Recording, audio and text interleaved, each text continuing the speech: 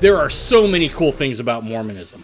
Plurality of Gods, Priesthood, Ascension to Godhood, Temple ordinances, and on it goes. Perhaps one of the most misunderstood of these are Seer stones. Many a Mormon has become a little freaked out about the topic, and understandably so. I mean, it's not like it's out there floating in the Christian vernacular a whole bunch. Nonetheless, we know that Joseph Smith used one, as did Brigham Young, so there's certainly something to it, and it deserves our attention. On this episode, I have Kevin Kraut back on the podcast to talk about this very subject, and I can't think of a better guy for it. I mean, his dad literally wrote the book on the subject. We cover the biblical history of seer stones, the use of them by Joseph Smith and other early Mormon leaders, and from there we have a conversation about how they were used and how they fit into the restored gospel of Jesus Christ. That and more on this episode of the Mormon Renegade Podcast. Look, it's no secret that our society has become much more crude and coarse. To become and raise men and women of virtue and character is a Herculean task. To help with this, I have recently wrote and published a book. Now, back in the 1700s, Washington had a book called Rules of Civility and Decent Behavior in Company and Conversation. It was a book with 110 rules that talked about how to conduct yourself like a civilized person in society, something that today's society is sorely lacking. What I did is I went back through the book and I reinterpreted his original sayings for the 21st century. So the book is laid out in a way in which you see Washington's original rule. Right below that is my explanation for the 21st century, and below that you'll find 2 or 3 examples of where to use this in the real world. Now, to go along with this, there's a workbook that helps parents teach these principles and practices to their kids. To find the book, go to MormonRenegade.com, go to the bottom of the page, search out the blog post, and order your copy today. I can bear personal testimony from personal experience that this is an invaluable tool to help you raise men and women of virtue and character. Okay, just a couple of quick announcements here. If you're looking for a place to attend sacrament meeting and don't know where to go, I want you to reach out to me. Me and others stand ready to help you find a spiritual home, whether that's a new church, a gathering spot of independence, or even if you just need a soft place to land for a time to learn how to have sacrament meeting in your own home. Myself and others stand ready to help you find that place. All you gotta do is just drop me a line at mormonrenegade@gmail.com and we'll quickly reach out to you to help you find the place you want and need to be. Next, I have felt for a while now that the sisters haven't had a good place to go to have their questions answered without a bunch of dudes creeping around. To fill this need, my wife Tanya has set up a Facebook group just for women to talk about questions about fundamentalism. The name of that group is Mormon Fundamentalism for Women. Now, just a warning, if you're a dude thinking about trying to jump on this site, I'm going to give this to you in my best Liam Neeson impression. I have a certain set of skills, and I'll find you, and I will publicly mock you endlessly, without mercy, for many, many weeks. So whether you're a fundamentalist woman seeking sisterhood, or a woman investigating fundamentalism, this place is for you. Again, the name of that Facebook group is Mormon Fundamentalism for Women.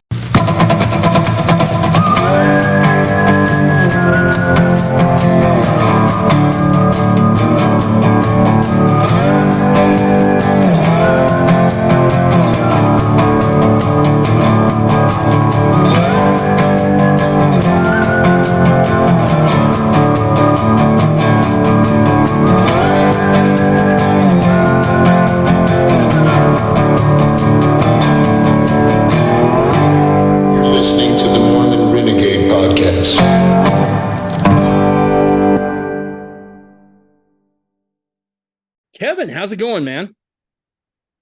Good. Good. Business, you been staying busy? Very busy. Christmas time. Everything's happening. Dude, that store, I swear, every time I go in there, you guys just are busier and busier. And it's just nuts to see.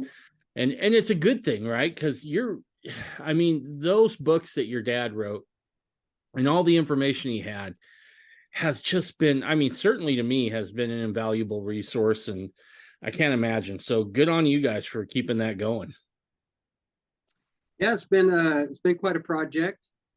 Real quick, I'll just tell this quick story. Dad, in the beginning of all of this, he had an angel that came through a window and showed him this big, huge book, like the history of Utah, Whitney's. He said it was about maybe 2 to 3 inches thick. and anyway, he opened the book and it had all these different topics, and Dad looked at it and he thought, did I write these? And the angel kind of nodded and said, yep, you're going to write these.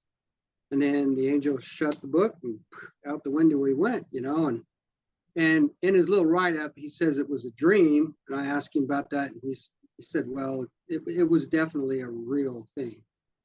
And so anyway, so we had worked on this. We created a hardback version of his books.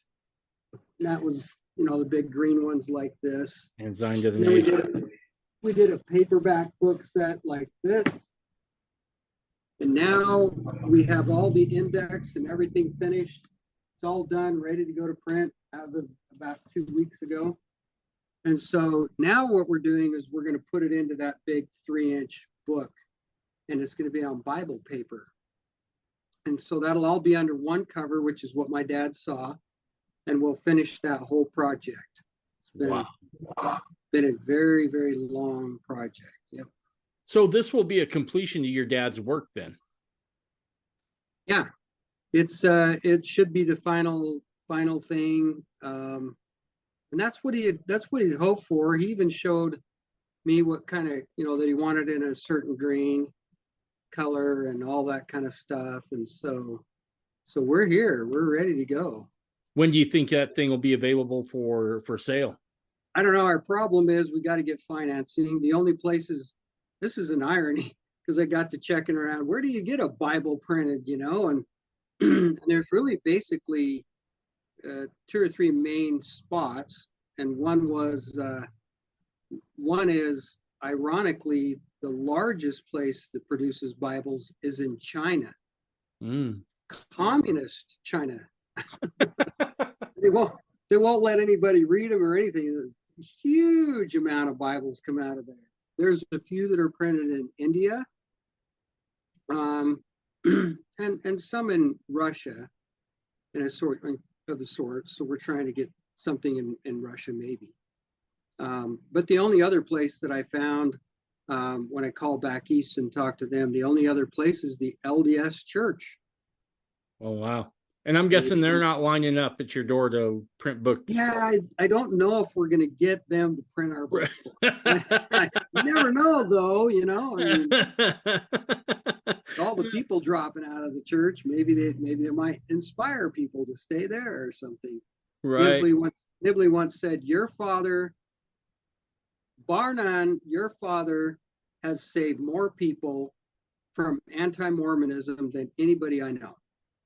Well, yeah, and Nibley was right on that, because I remember when I was coming into fundamentalism, what you would get is you would get little snippets, right, that sounded really horrible if it was just that one little snippet, right, and there was no context given. And I thank the Lord every day that one, I was kind of born with a nose for BS, right?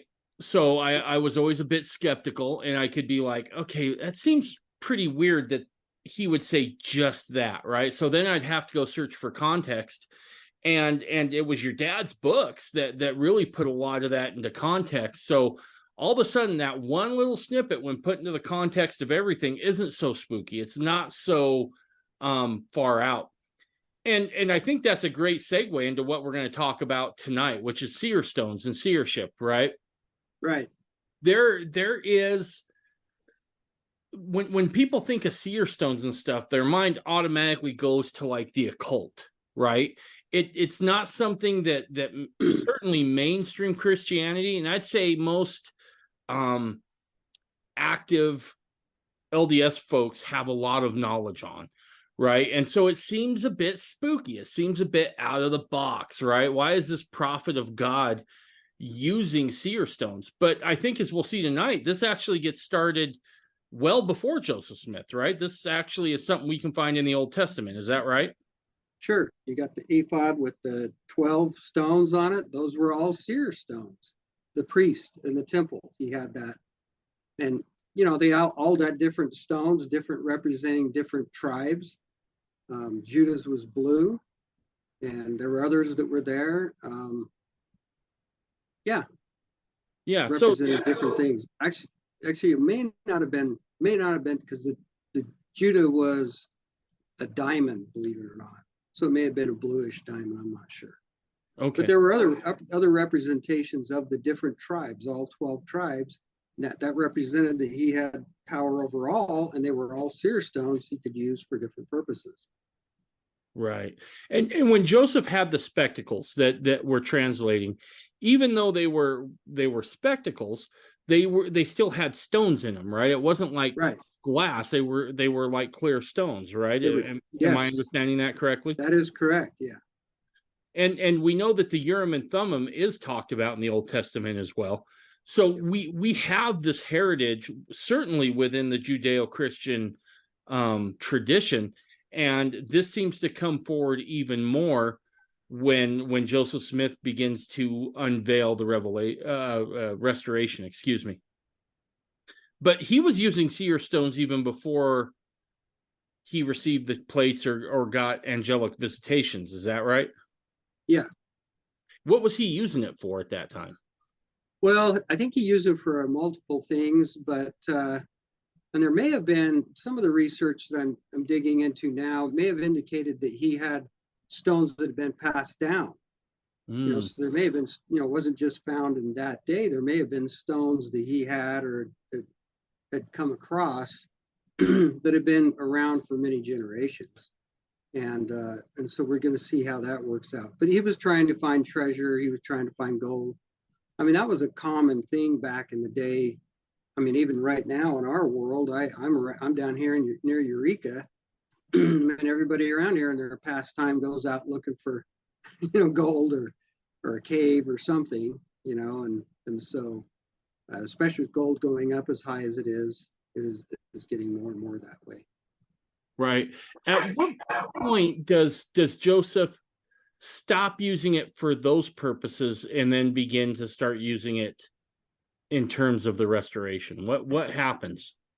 Well, I would think that was around the time that the Book of Mormon came, and then he had the Urim and Thummim. He needed to translate the Book of Mormon.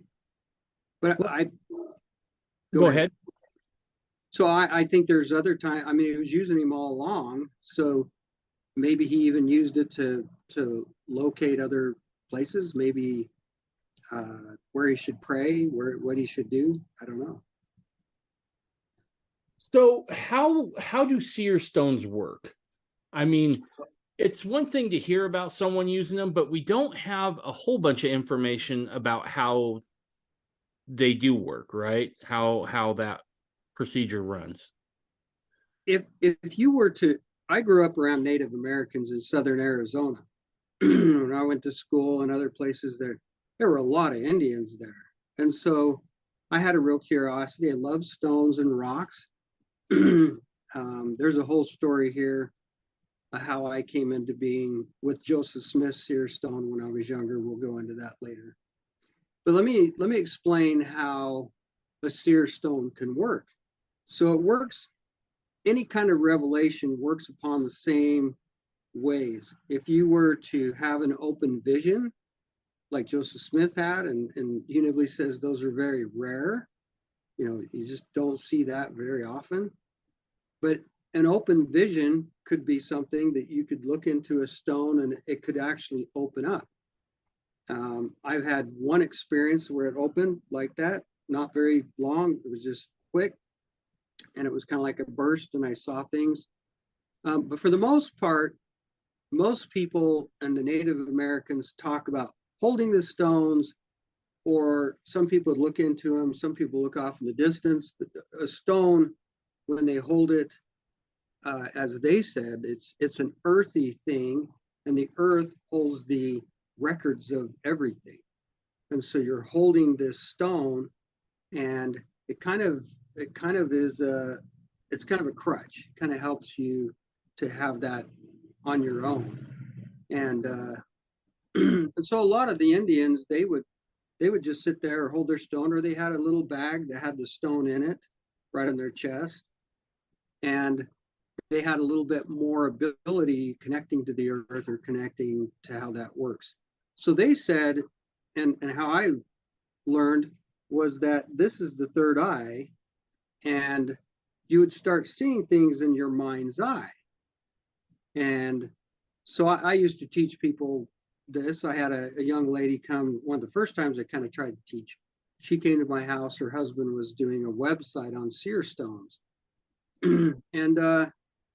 And he was kind of new age, and so he had some background in some of this, but he came and he was wanting to know how it works and what happens. And he walked in, his wife sat there, and I looked at her, and kind of using that seership in my mind, I looked at her and I said, "You're Native American." And she said, "I am not." And I saw in my mind's eye her dad, and he was Native American. And I said, I'm pretty sure you need to talk to your mom, and see what she says about that. So later she went and talked to her mom, and she said, "This seership guy tells me that I'm Indian, and I just don't believe it." And so she said, "Well, you need to come with me." And they went in the other room, and she sat down and said, "Your father was full Indian from a tribe up near New York that was a very white Indian, and some had blue eyes, and so that kind of proved out what I'd seen in my mind's eye. So I didn't have a seer stone. I wasn't looking into it, but I could see that in my mind and saw her father. And that's where you progress, or you don't even need a stone. People can just see things in their mind. A lot of people, this happens and they don't even understand what it is. I had a young friend, and he kept coming in and talking to me, and he says, "Oh, I don't have any of that." And then he told me a story where he was heading out the door, and his wife says, "Hey, wait a minute. I lost that really expensive toy for the boy. You need to help me find it." And he goes, "No, I'm in a hurry." And, and he said he just saw it in his mind's eye. He saw it behind the piano. And he didn't even look behind the piano. He just reached behind the piano, grabbed it, and said, "Here it is," and then walked out the door. And I go, "What is that? That's seership." Okay, when you're seeing things of that caliber. And so one of my purposes is to help people understand it's not as scary, it's not as weird, it's almost commonplace, and we see things in our mind's eye, we just don't understand what's happening. And so this second form, the first form is an open vision. Second form is you begin to see images in your mind. I taught a group of people, and I couldn't figure out a way to get them to do it, but I said, "Okay, everybody close your eyes."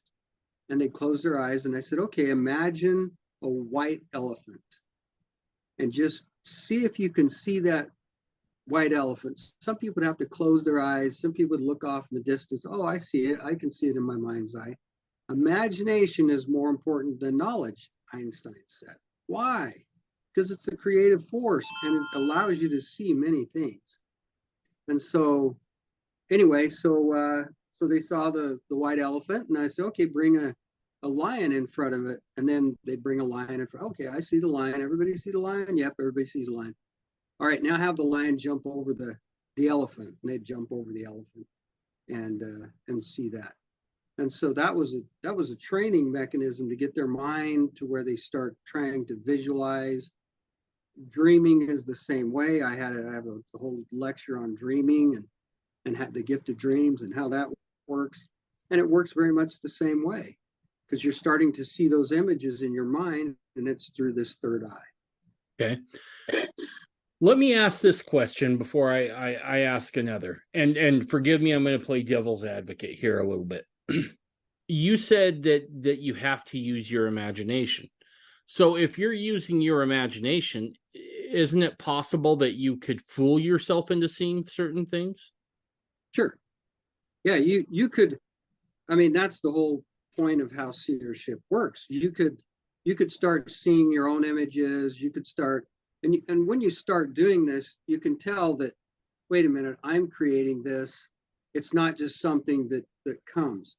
And when something comes and you're not expecting it and you see it, that's when you know that's pretty close to something that's real. That's an answer that you got, and how that comes about. So that's the way to kind of tell the That's difference. one way to tell the difference. It's not something that maybe you're thinking about. It's just you've put yourself in that revelatory state. And I understand right now we're talking more about seership, and we'll get back to seer stones in a minute, but I find this fascinating.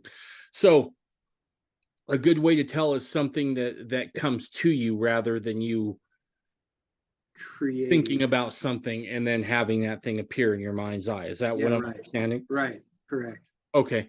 Yeah. So let me ask you this. How do you make sure that when you're in that revelatory state, you're not picking up messages from the adversary? Okay. And that's good, because that's very difficult. I mean, if you're just trying to find something or whatever, that's one thing. But if you're praying about spiritual things, you have to be really kind of in tune.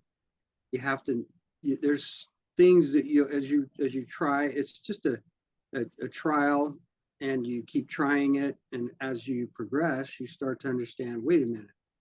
Because remember, Joseph Smith said there's three sources of dreams. One that you create, like we just talked about, one that God sends, and one that the devil sends.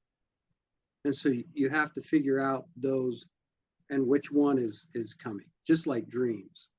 He says those come by that. So how do you tell the difference?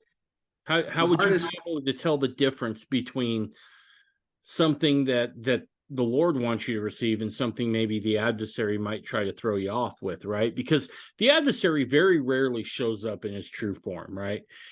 Most of the time the adversary doesn't try to blind you with darkness. He tries to blind you with false light. So how is it you tell the difference while you're in that revelatory state? So everybody has their own way. Like the one girl that was the Indian, I taught her seership, and we were chatting about this one day. And I said, when I see something, if it's a spiritual thing and I'm trying to go into a spiritual realm, that seems to be more when you get a little tempted, or there's the devil there, whatever you want to call it, the adversary, and it has a dark feel. It's almost like in the scriptures where it says you just have this stupor of thought. It's not real crystal clear. It's different, and it doesn't quite feel right. Was that really the answer? I don't know. That's kind of thing. Where the other would be like, oh my heck, it's right behind the piano. There it is, right there. There's no doubt. You just know. And so that's one way that I did. Before she would ever use a seer stone or do anything else, she'd pray that she wouldn't be deceived, which I think is relevant. And she would also pray that she would know in her heart if this is true or accurate or whatever. So she would see something, and then she would immediately pray about it to know if it was okay. Is this correct or is this not correct? And like I say, the stupor of thought, you see it. You see these patterns in dreams, in seership, in prayer. It's all kind of connected. Okay. All right. No, that makes sense. So if you can't tell in the moment, pray about it later. Yes. And maybe even if you can tell in the moment, it's still probably a healthy exercise to pray about it. Absolutely. Absolutely. Yep. So now, are you ever worried about maybe someone who's fairly new in their discipleship with Christ trying these exercises? Is this something they should build up to? I mean, I think it's a building up to, and there's always the concept of having a mentor. Like I would go to the Native Americans and ask them questions, and they'd say, "Oh, no, don't do that." Oh, what? So there's a lot of things that helps when tutoring people and helping them understand this. And seership's a little more accurate. I guess I could say that once it kind of comes, it seems like when it really is working, that it's for sure. There's no questions. You don't feel like the devil's deceiving you, that kind of thing. And the other thing is if you're doing a spiritual question or spiritual stuff, that's when the devil's going to be there the most. If you're just trying to find something or whatever, they might be there. But But when you're in that work and you're trying to do things or help things progress, that's when you really got to pray and make sure that you're on track. Okay. Is this something that you find that people either have or they don't? And if they don't have it, is it something that can be developed? Okay. So there's the three extremes. There's the ones that just walk in like this young girl. She was Native American, picked it up like that. I'm not kidding. I lost a stone and I couldn't find it anywhere, and I was all emotional. 2 weeks after I'd talked to this girl, I called her up and I said, "Can you see what you see?"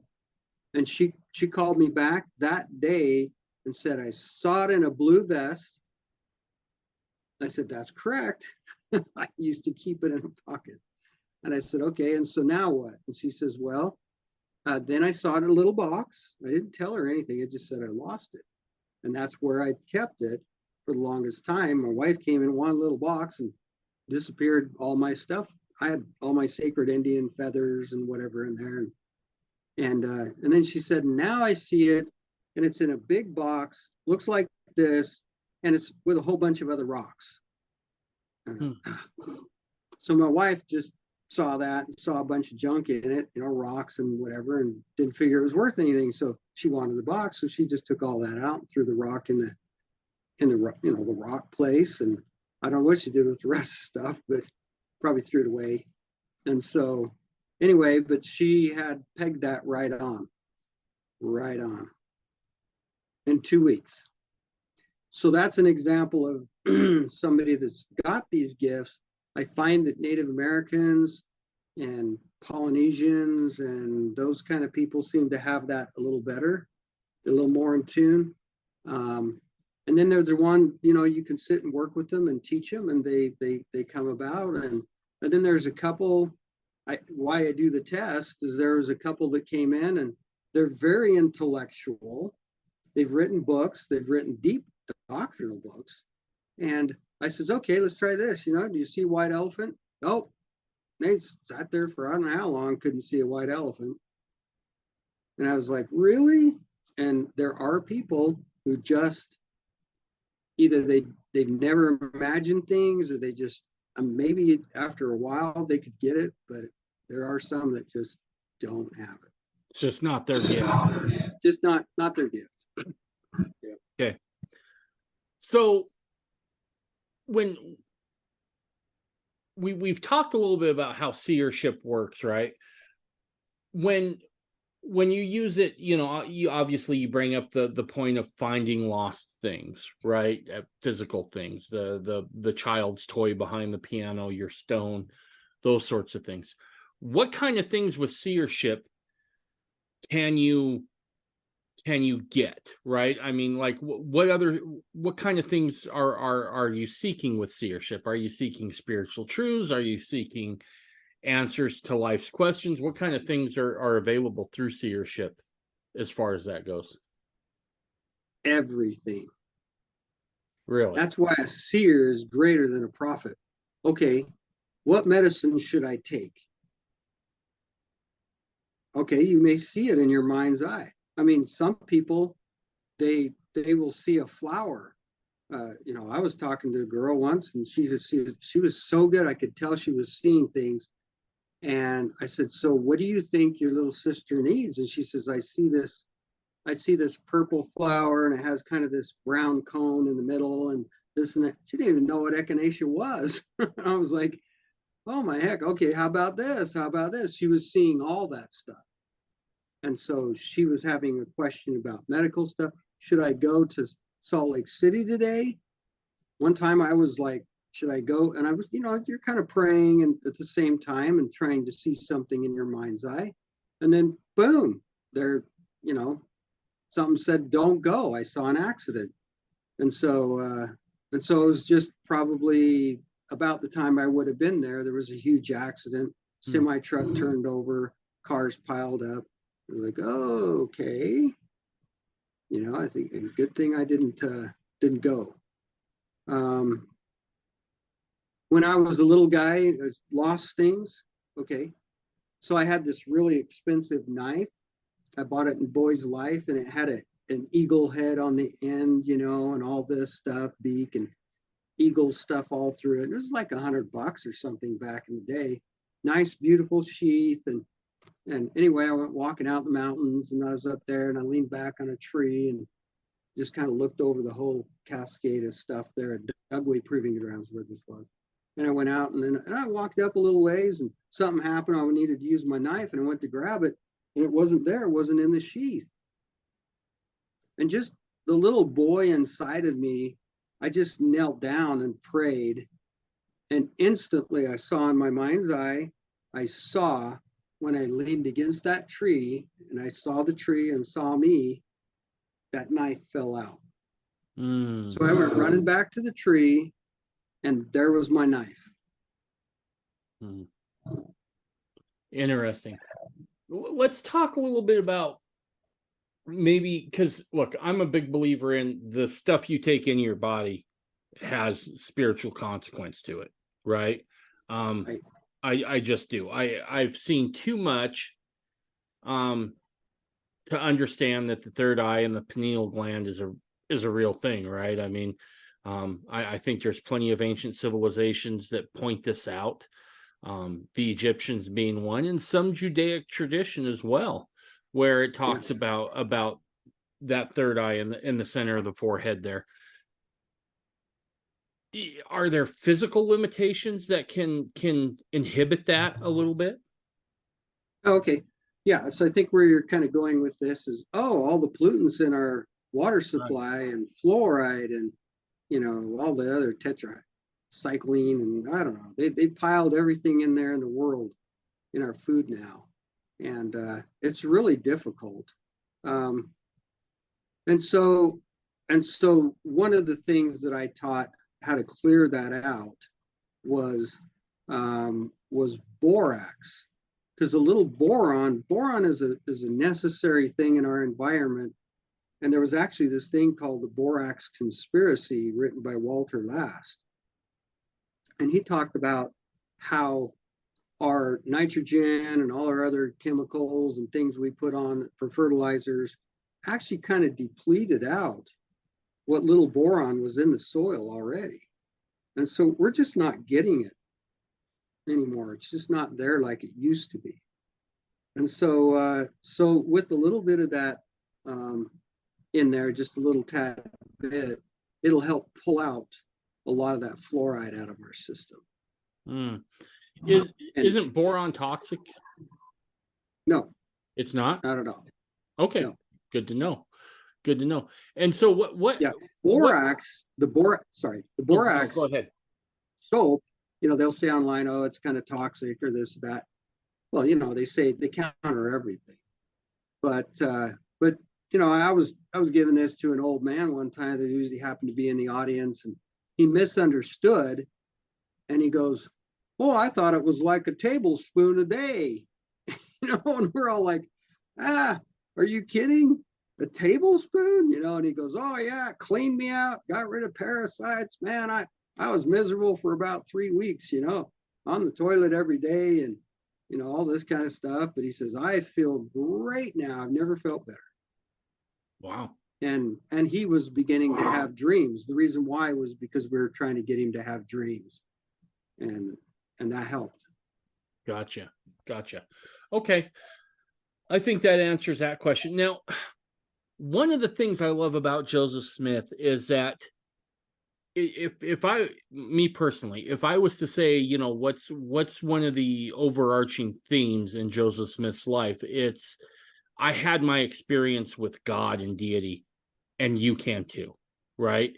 He didn't try to possess it like it was something just meant for elites, right? He was like, you all should be having these things.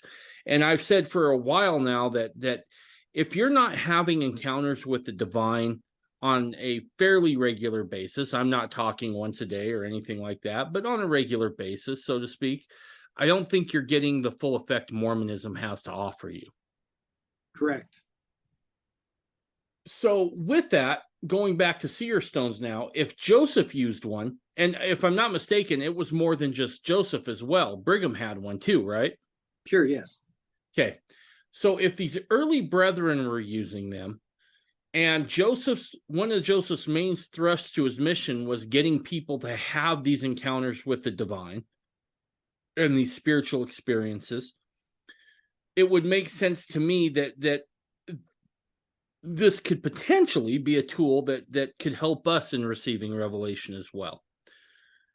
So how does someone go about, one, finding a seer stone, two, being able to recognize it when they do see it, three, how you use it?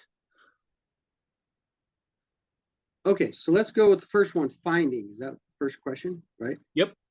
Okay, so now there are stories that there were people. There was a young boy down in southern Utah, and in the early days of the church, and he'd just run all over and he'd find a stone and he'd go, "Oh, this is so and so's stone." And he'd take it to him and they'd look into it, and man, they were having right away. They were seeing things, and the boy was so gifted at going and finding these stones. It was incredible, and so that was just a gift that he had. So what I do is I tell people, go out, just find anything that kind of attracts to you. The way the Native Americans would say, it speaks to you. You know, does it speak to you? Do you feel something from it? Well, you know, you go out and look at a big rock pile of gravel, and honestly, almost everybody, there's some stone that just speaks out to them, and they go to it and they pull it out of the pile and they hold it in their left hand or right hand and they kind of feel it. Now I personally taught people, and it's not with everybody, of course, that sometimes the stone will actually resonate a frequency. It'll get warm in your hand quicker than normal, and those would mean that it's kind of attuned to you.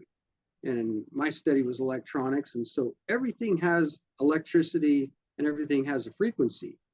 And so if you're picking this stone up and it has a different frequency, you know, I can't really work with like quartz or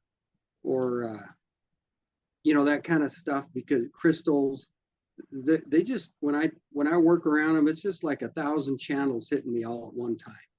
They're very, very, you'd have to really be focused in order for me to use one. And so I use more earthy stones and things that, you know, kind of look more like a natural type stone. And so they would find it. And then I have one friend, and he says, every time I find one, I think what it is, I dedicate it to the good purposes of God. I say a prayer, I dedicate it, say this is for the purposes of God, not for the devil. So that's finding seer stones and kind of getting that feel for it. Okay. And some will work better than others and that kind of thing. I got you. Okay, and the second question was, hold on, before we move on to the second question, I want to dive into something here a little bit. That you said the stone will speak to you, or a stone that grabs your attention. Will it be the way it looks? Is that something that you mean by it speaks to you? I mean, I walked into a pile and saw a white rock, and for some reason I went, wow, and my eye just focused on this white rock, and it went and got it, and it worked. And so was it the color, or was it just that electricity connecting with me? You know what I mean? That it had a vibration like mine. And so I went to get it, and I felt like it worked. I don't know, it's different for everybody. But it seems like when people go to look, they just say, that one just felt good to me. You know, that's why I got it. I had people come in the other day and they were talking, and yeah, I was walking along and I looked down and saw this stone, and I walked past it, and it was like the spirit was saying, go back and get that stone. And so he went back and got the stone, and it worked for him, you know. Gotcha. And that's probably a way of selecting a stone. By prayer, that's a good one too, you know. Gotcha. Okay, so once you've selected the stone, so to speak, how can you tell that it's really, and this was the second question, that's really what it is versus something that just caught your eye? You talked about that hand test. Could you go into that a little more? Okay, so it would warm up in your hand, or here's the best. Okay, did it work? I mean, did you feel anything different? Did you see a little bit more? Because when I was at a really high level here after my near death, I mean, I didn't really have to have stones or anything. And but there was a time when I was really trying to tune in and I couldn't quite grasp what I was seeking. Just everything I was trying to do, I just couldn't get it. And so I thought, okay, enough of that. I'm going to go get a stone. I went and got a stone. The minute I got the stone, I started feeling something and it just automatically saw it. And so it is kind of a crutch. It helps you to connect with God and how he works. Okay. We're made of earth, right? Right. We're made of earth. So why not get an earth piece and help us out, Right. So once you've selected the stone, found out that it was more than just pretty, that was meant for you for a purpose, how do you go about using them at that point? You've talked about dedicating them, making sure, in the dedication, making sure that you understand it's for this purpose. Then how do you begin to use it so that it becomes that tool for you? This episode of the podcast is brought to you by DeseretFlag.com. I've said this before and I really mean it. Mormonism isn't just a religion, it's a culture. As such, it has its own vernacular and practices, but also its own symbols. And those symbols become even more important and prominent when you look back into our history.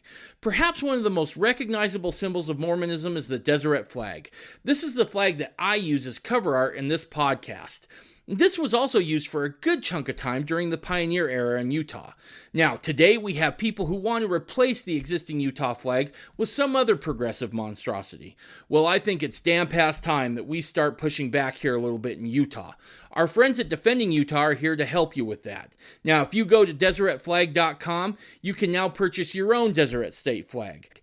It's time here that we start making ourselves known and join the resistance against those who seek to rewrite our state's history. Go to DeseretFlag.com or check out the link in this episode's page show notes and get yours today. Can't get enough of the Mormon Renegade podcast? Well, good news. We're on Patreon, and there's 3 packages that you can choose from. The first one, the Slightly Rowdy package, allows you to hear the podcast without all those pesky commercials getting in the way. For those who want a slightly more in-depth experience, there's the Stirring It Up package, where you can hear ad-free audio, ad-free video, and transcripts. Finally, for those who want to go full Renegade, that package is available too, where you can get everything in the previous 2 packages, plus an extra show where myself and Ben Winfield break down the news of the day from a very Mormon point of view. You will also get exclusive access to Renegade Chat, and on there you'll be able to talk to others about the show or whatever topics are on your mind. Go to Patreon today and get your exclusive content. Okay, so obviously dedicating the stone to good. Okay, also, I think part of the problem with a lot of things, including prayer, is people just don't work with it enough. I mean, the famous story of Mormons is, okay, go in, say a prayer. Oh, didn't get the answer. Okay, I'm done. And you go to like Native Americans and you go to other cultures and go to the Maoris and where I serve my mission in New Zealand. You go and they'll pray for hours. They'll keep praying until they get the answer.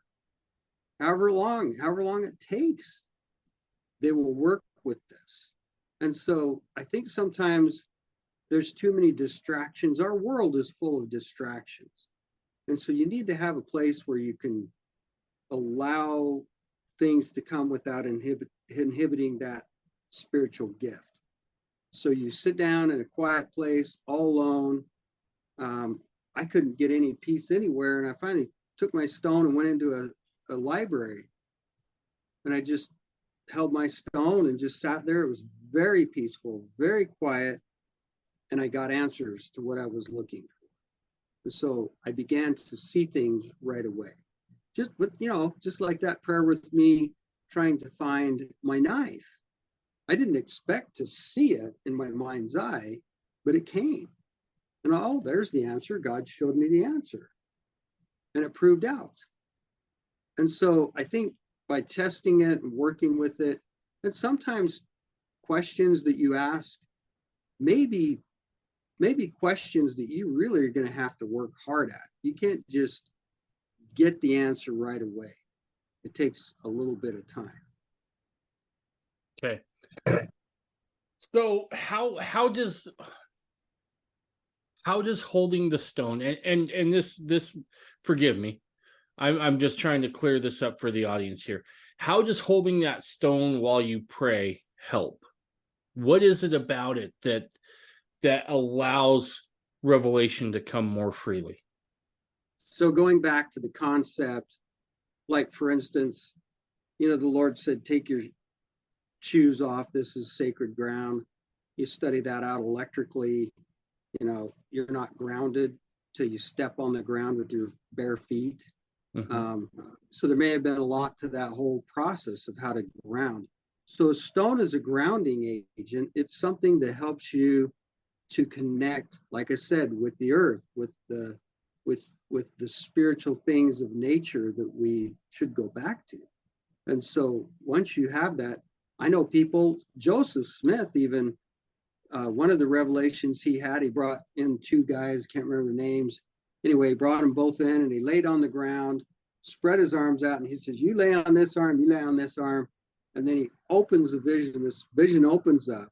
And all three of them are seeing the vision. And it's the vision of Adam and Eve.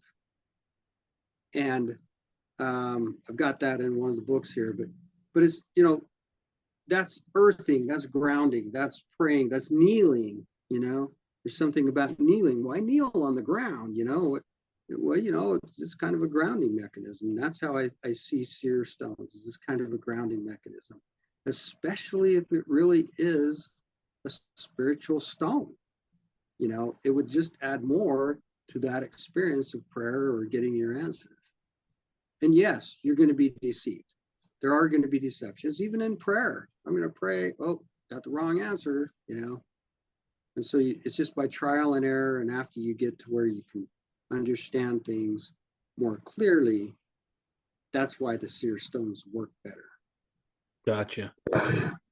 And how, if someone was to try this, what could they expect to have happen the first few go rounds in using this stone? Is the answer to their prayers going to feel different? Are they going to be more pronounced? What can you expect? I think the prayers would be more pronounced. It would reach further. You would have more grounded answers. Sometimes it's a focusing thing. I have a stone that I kind of use when I want to focus on something. I don't know why, but you sit there and all of a sudden I'm more focused. I'm not thinking about all the thousands of things that I got to do or anything else. It's just a focusing type of mechanism. Mm-hmm. Are there any properties within stones that these stones that seem to be universal to everybody, right? Everybody seems to have a good experience with this compound of stone or this element or what have you. Well, I think going back to, let's say, a crystal or an obsidian, the Indians were fascinated with obsidians, which is glass. Those would be fairly good, but also I think those are just okay. I can see something. Okay, that would be, but to me it would be static. It'd be just all over the place. And so I'd want to actually have something a little more earthy. And some of the ones that I've had good luck with are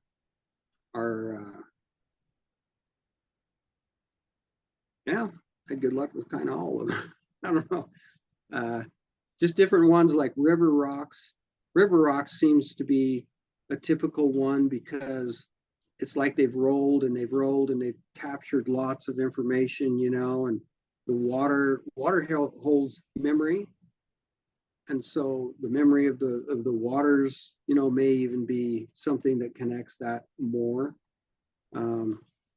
They're actually they can actually take water and actually use it as a memory holder for computer information. It's just too expensive. Okay. So, and that's silicon. Yes. Yep. Yeah. So I feel like we've done a good job breaking down what seership is, what seer stones are, and how to find them, how to use them. Let me ask you this question. What would you tell someone who's nervous about it, right? Because again, this is one of those things that certainly your run-of-the-mill Latter-day Saint probably doesn't have a whole lot of information on. And so they might be a little freaked out to try this. What would you tell them about it? I would say it's just the same as dreaming.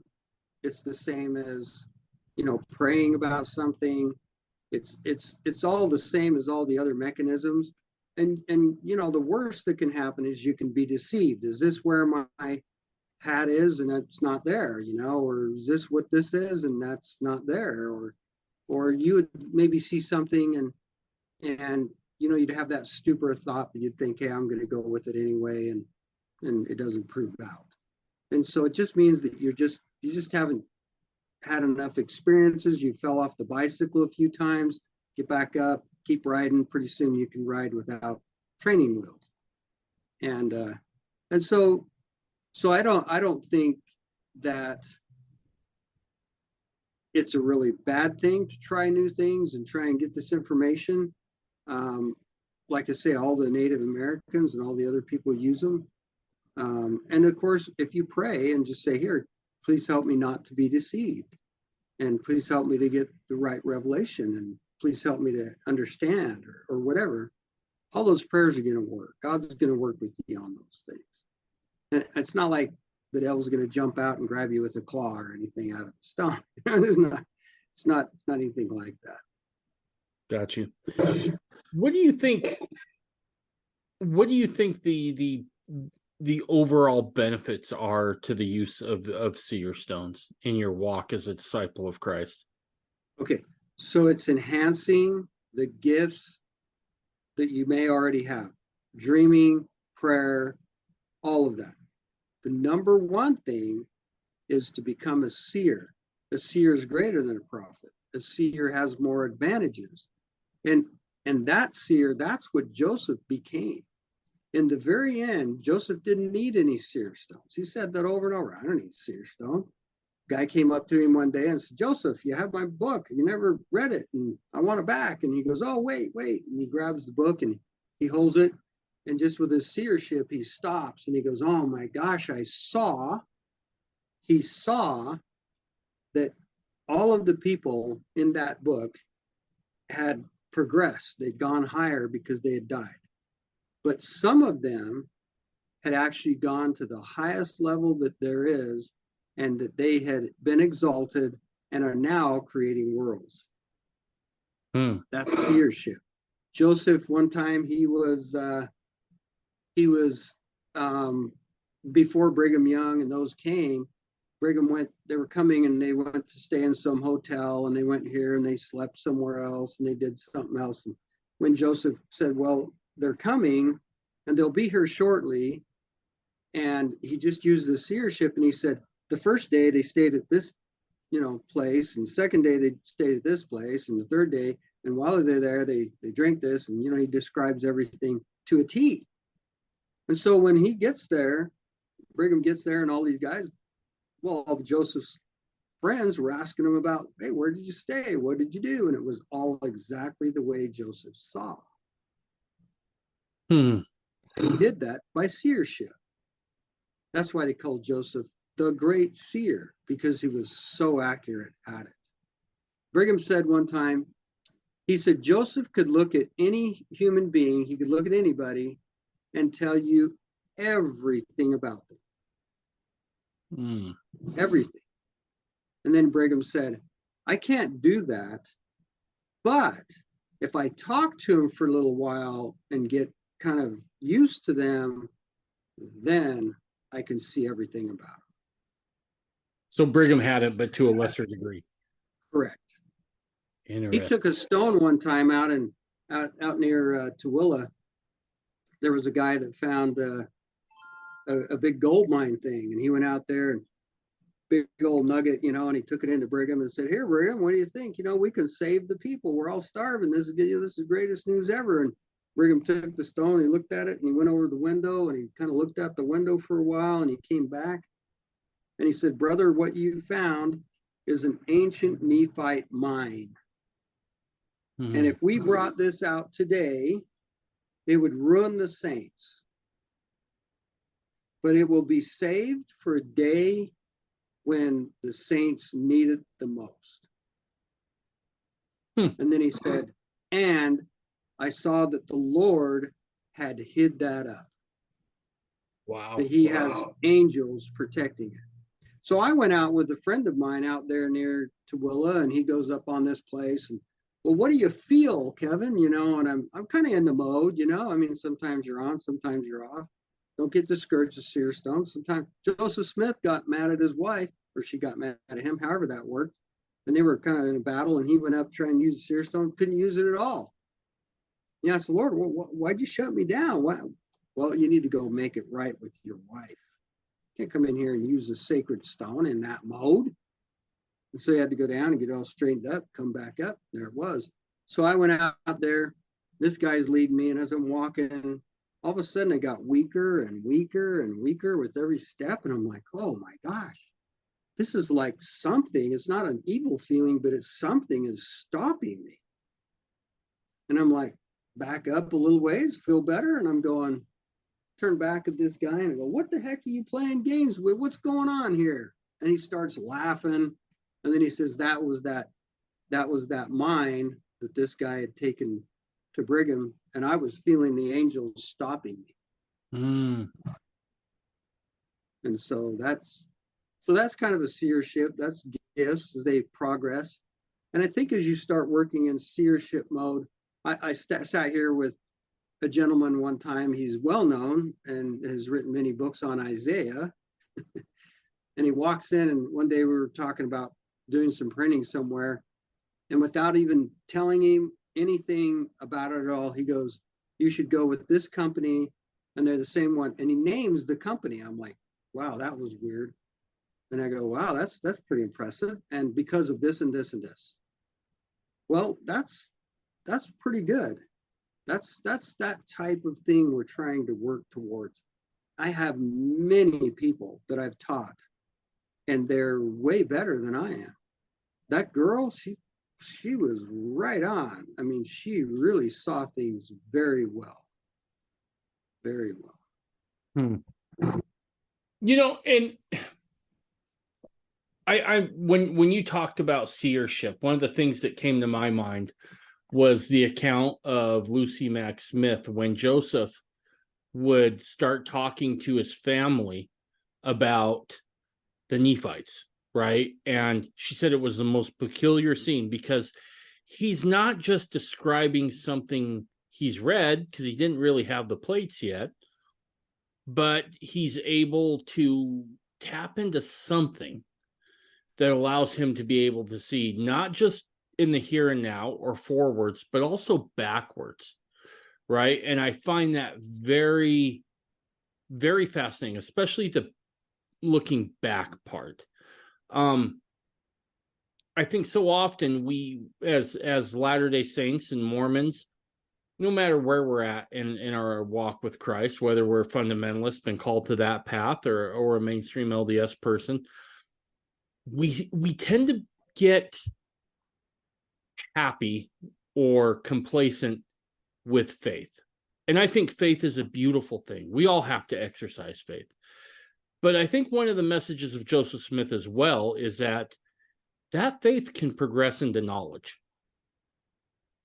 And when we hear accounts of what Joseph was saying, with his family, recounting this ancient people, you get the feeling that he wasn't talking by faith. He was talking by knowledge. And I find that being that opportunity to look back and maybe receive not just a witness to our faith, but maybe turning that faith into knowledge that, no, I do know that the Book of Mormon is real, or I know the Savior's atonement was real. That's a powerful tool to help us progress. And I feel like we're shortchanging ourselves if we don't at least give that a go somehow. I agree. The thing you're describing about Lucy telling about Joseph, she said he saw every detail, and people would ask him, well, what kind of clothes did they wear? Well, their armor was this, and it had these symbols, and it has this, and he's seeing it in his mind. He's just looking in this distance like he can see the whole picture. And that is that pure seership where they're really seeing that. It's an absolute real thing. And as I think about the winding up scenes here that are coming, before judgment really comes, I feel like that's a tool that could just be invaluable, that seership, being able to maybe, have the ability to kind of know what someone is angling towards, right? Something that goes a bit beyond discernment and starts entering the realm of knowledge again, or certain events on how they're going to play out. I find those to be things that certainly I would want to have in my back pocket, so to speak, or the arrow in my quiver of being able to navigate these tougher times, because they are confusing times, right? I don't think the lines between light and dark in the political realm exist anymore. I think it's all muddled together, and I think that gift of seership is going to be more and more needed as time moves along. I agree. I saw, someday we can get into the dreams, but I've had prophetic dreams, very, very intense on my mission. I've had some where for 5 minutes in the future, I had dreams of the future, and then it would start happening, and I would go, oh, it's a deja vu, here it goes. And for 15 minutes, I could tell you everything that was going to happen. This guy's going to say this guy's going to say that, this guy's going to say this guy's going to say that. I've had a dream where 5 minutes after I had the dream came to pass, exactly like I saw it. And that's a whole nother story about dreams. But in the future, I had a dream that there was a group of, I would call us, Zion people, and the kids were out playing or doing something, and a bad guy came and hurt them and raped them and did terrible things, and it kept happening. And finally the gentleman came and they prayed, and they said, well, let's get that guy. He can go find this bad guy. And so they came to him and said, can you find him? And he says, yes. And he goes, do you have a seer stone? He goes, yeah, I do. And so this guy took off and he went and he'd look in his stone, and every day he'd get a little bit late there. The fire would be put out, and it was too late. And finally he says, oh, I'm doing this wrong. I need to see where he's going to be in 2 days, so that way I can get there early and then be ready. And so then he did, and then he shot the bad guy, and everybody's happy and all that. But that was all seership. It was something that the good guys used to get the bad guys. Right. Let me ask you this question.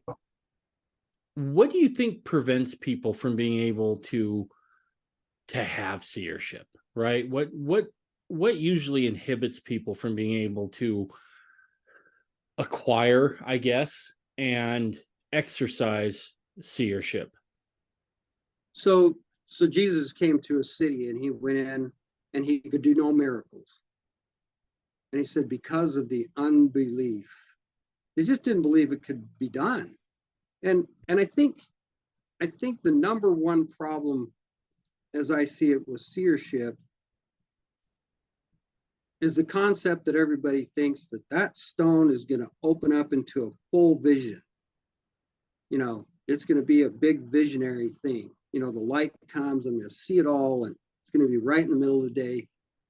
That's not how 90% of seership works.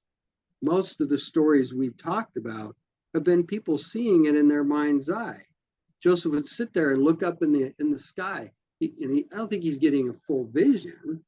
You know, it's not opening up and he's seeing it. It's just that he's seeing it in that mind's eye. The Lord's showing him in his mind what they look like. The Nephites, he's sitting at the table. He's just sitting there looking and he's seeing it in his mind, crystal clear. Their armor was like this, it looked like that. And that's what I'm telling people. That's what seers, now it's not so scary because everybody has things where they see it in their mind's eye, like this gentleman going and getting the toy behind the piano.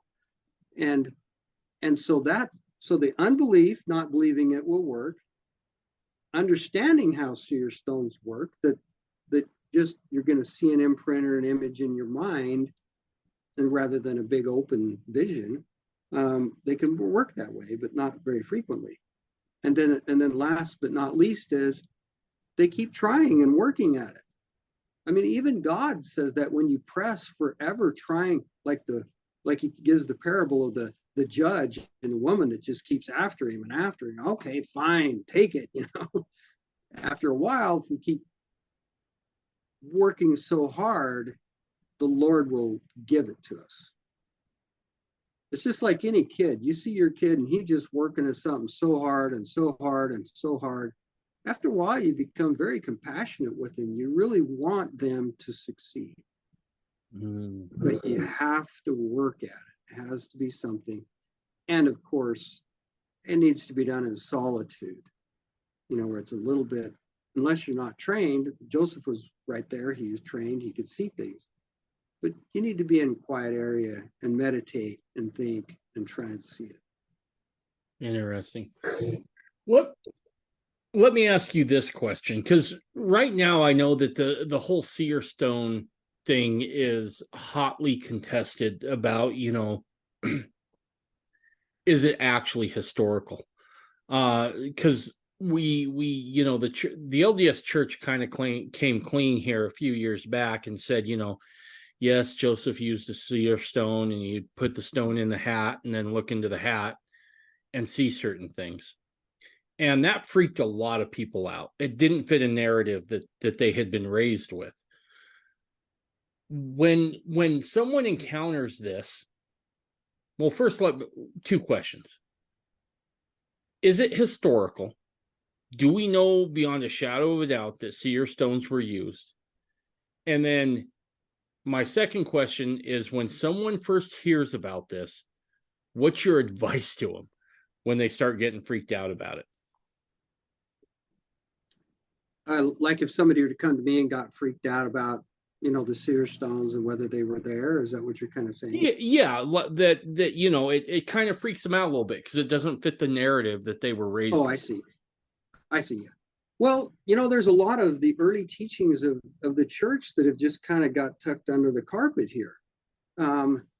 There was even dowsing used, you know, and people, what's dowsing? You know, well, that's witchcraft. Yeah, it's a, what do they call it? A witching well. You know, they're going to witch the well, you know, and all this stuff.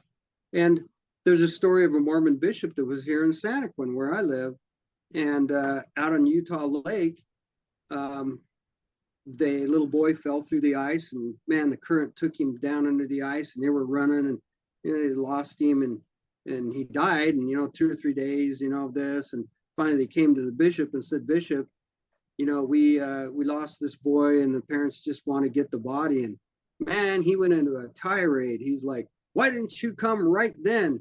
I could have gone and saved him. And they said, well, how? And he says, go get me a lock of his hair, you know, off his pillow or whatever, you know, get me some hair. They got it, and he had this little instrument where he had like a horseshoe, and then it kind of come out with a rod, like you know, a gas welding rod, you know, type thing. It was pretty long, and then on it he had a little jar, you know, a mining jar they put gold in, and he had the little lid, and he soldered that on there, and then he had the hair and stuck it in the glass, and then he went around, and as he went around, he went in a full circle, and as he went around like this, like unto like, this is that frequency I'm talking about. All of a sudden, the rod went dip, dip, and then he went a little bit further, dip, and he went, okay, this is it. And then he started running that way. So he was just going, and he was just following that rod, and it just kept going and going and going, and he went all the way down, and it was like a mile away almost, and finally, he's getting real close to it, and as he got real close, the rod bent all the way down and pointed straight down into the ice. It kind of went past it, and it come up and went like this. He tested it around in a circle, and he came and he drew a little circle in the snow, and he says, all right, boys, right there, that's where he is. And they started chipping at this thing, and they dug it all out, and there's the boy, there's his head, pulled him up, took him to his mom. Now that's a little bit strange, but when you study things out, frequency and vibration and how all this works in the electronic world, and maybe it's working in the spiritual world too, but just electronically, it's gravitating to the same thing.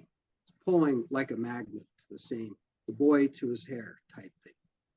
Gotcha. Miners used it all the time. I mean, I've been in mining, and these miners are out there all the time. I have a friend that does it. There's all kinds of people that are really good at this sort of thing.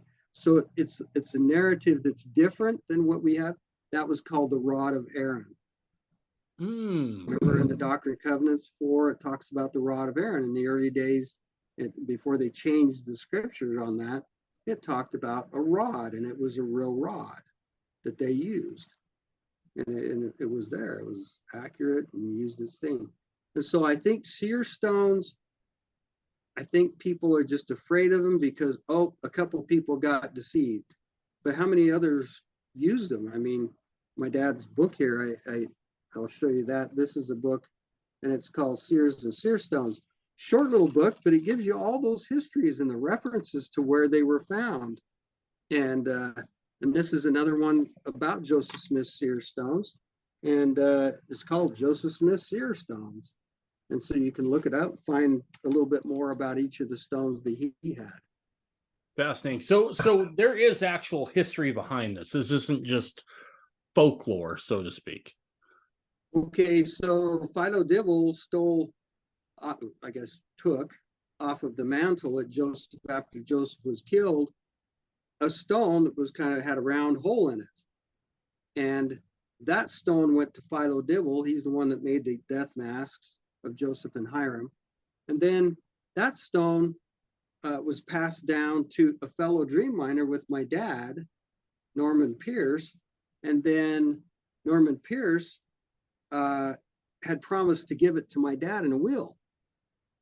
Because he said, here, take it around, show it to people. And Ogden, you wrote a book on it, and people could look at it and see, and people didn't understand how to use it or what it was or anything. But it was there. It was a very interesting stone. And I used that when I was a young man. And that stone was very accurate. Very accurate. My dad handed it to me like he did every year. You see anything? Yeah. Oh, I see this. Right away. Wow. All right. Well, last question here. Is a seer stone something that you should bank on using your whole life, or is a seer stone simply a crutch to get you to where you can be where Joseph was, ideally? Yeah. Where you can just do that. When do go ahead. But there's times you may have to revert. Maybe you're not in tune enough.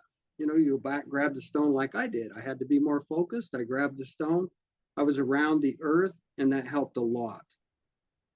And so that's typical of how I see seership. You should be to the point where Joseph was. You don't need a seer stone. It just comes. You've used it enough, When do you know you've reached that point when you wouldn't need one anymore? Because you start seeing everything you want to see. Okay. All right. And then when that vision maybe gets a little cloudy, that's when you know you got to go back or straighten out your life, or go apologize, or sometimes you don't use it and if you don't use it, you lose it. You know, you're just not, you know, after my near death, I had all these gifts, and I was at a restaurant over here, and the guy said, "Tell me about that woman." And I started telling him, "Oh, she's 16. This happened. She had to go to this hospital, and she had to do this, and then she got on drugs." And you know, I went through the whole life, what color her favorite color was, this, that. I went through everything, and he just, you know, he stood there with his mouth open, and he goes, "Wow, nobody knows that stuff. I'm her best friend, and she's only confided in me in a lot of that." So it kind of freaked him out a little bit. Got a little freaked. I try not to use it too much around too many people because they don't know how to handle it. If you and you can see things, they don't like, people don't like everybody knowing what they Sure. But you know, state presidents and some of the mission president, my mission president was that way. He could just look at anybody there. John R. Lasser, he'd look at these guys, and when he first got to the mission field, he just looked over. His mission president told me nothing, handed me the keys, that's it. Off he went. And he says, he looked over the whole audience and he said, "Anybody want to go home? Anybody want to leave?" And a couple of guys, "Yeah, I want to go home." "All right, there's the door. We'll send you home," you know. And then one guy, he stopped and he said, "That man right there, stand up." And he stood up and he says, "You're going home. I'm sending you home." And I'm not even going to divulge all the stuff that I just saw in you. And the kid bowed his head and out the door he went. Well, we all knew about that kid. He had a white handbook, missionary handbook, and he put the date where he broke every rule in the handbook. He was so excited because he broke every single one of them. I mean, even chasing girls and all that stuff. But that mission president, he saw that. He had that seership. Wow. Okay. Final question for real this time. I keep thinking of questions as we're talking here. That's good. What do you think is the most misunderstood aspect of seership and seer stones? How they work. That it's not just a big vision. It works in your mind's eye. It's where you're seeing it in your mind's eye. And the only way I could explain it to other people was like your imagination. You see a white elephant in your mind's eye. Can you see the white elephant?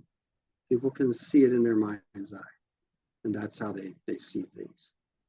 And is that exercise there that you just described, is that something to kind of stretch that a little bit and be able to Correct. get accustomed to using that? Correct. And I sometimes get to where I'm not seeing things. How come I'm not seeing things? Not focusing. And so then I have to go back and say, okay, I'm going to imagine yellow. And I see yellow in my mind, or I see red, or I see all these basic things.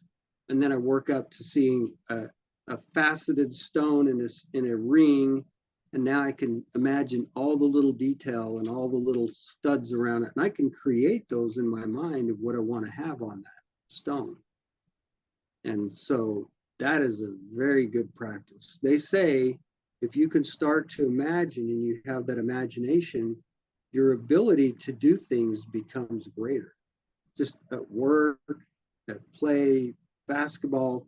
There was one study where they took in these basketball players, sat them down. They said, "Okay, well, you go out and practice your free throws. What do they call them? Free throw. Anyway, free throw. Yeah. So go do that." And then they did that. And then they said, "Okay, now you guys sit over here and these guys are going to go practice. And then you guys are going to sit here and you're going to imagine in your mind you throwing the ball and it's going to go right through the net. Every single time. You just imagine that over and over. And then they threw them back out. And these guys that never practiced, but had imagined it in their mind, was like 3 times higher rate. Wow. Holy cow. All right. So if someone wants to learn more about seership and seer stones, what's the book again, Kevin? Okay, here's the book. It's right here. Seers and Seer Stones by Kevin Kraut, my dad. Nice. And where can they pick up a copy of that? They can pick it up at 97 West Main Street in Santaquin. Now you can also call our store. The phone number at the store is 609-2222. And online on ogdenkraut.com, there's a place where you can go to all of Dad's books, and they open up in PDF. You can go through and read the book itself for free. And also a friend of mine put online on YouTube, if you typed in Seer Stones by Ogden Kraut, it'll come up, and it's an actual audio book. And so you could be driving down the road and listen to my dad's books while you're there. I mean, it's not the greatest, but it works very well. I mean, you can still hear and understand what's being said. Fantastic. Well, dude, good stuff. I appreciate it, man. Okay. All right. Good to talk to you. Thank you. And we'll do it again. Bye, everybody.